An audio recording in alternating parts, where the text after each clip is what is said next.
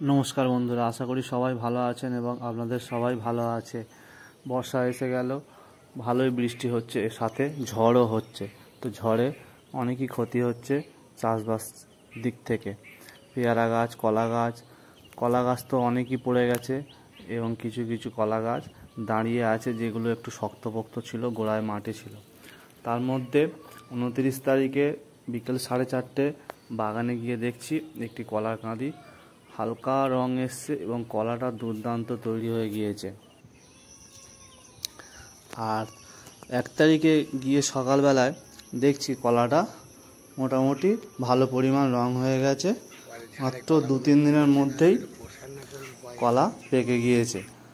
হ্যাঁ বন্ধুরা, ঠিকই ভেবেছেন, এটা কি কলা? এটা হলো দুধে কাঁঠালি কলা।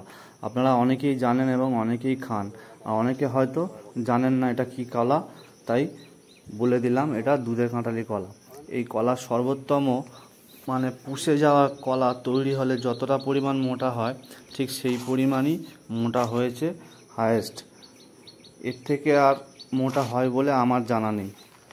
এবং এক একটা ছড়া প্রায় বেশ বড় বড়, আর এই কাঁদিটাতে 8খানা ছড়া আছে, বেশ বড় বড়। হাতে গোলের মধ্যে ধরবে না, হাতে মুঠো মারলে যে গোলটা হয়, বুড়ো আঙুল আর তর্জনী আঙুলটা জুড়লে যে ধরনের গোল হবে, সেই ধরনের গোলের মধ্যে একটা কলার সাইজ ধরবে না, এতটা পরিমাণ এই কলা পুষে গিয়েছে।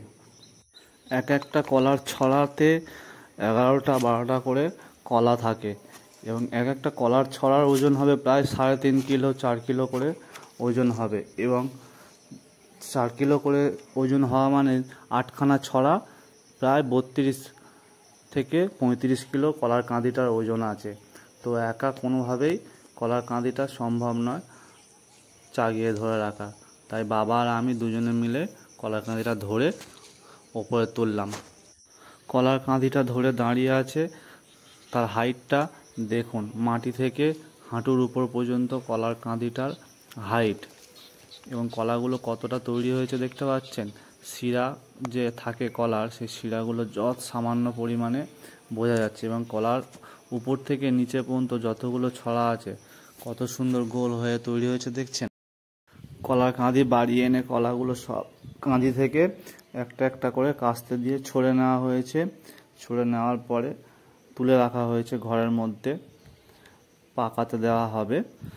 তো কলা পেকে যাওয়ার পরে আপনাদের দেখাবো কেমন রং হয়েছে এবং কলার হাইট এবং ওজন কত এক একটি কলার। ততক্ষণ ভালো থাকবেন, সুস্থ থাকবেন।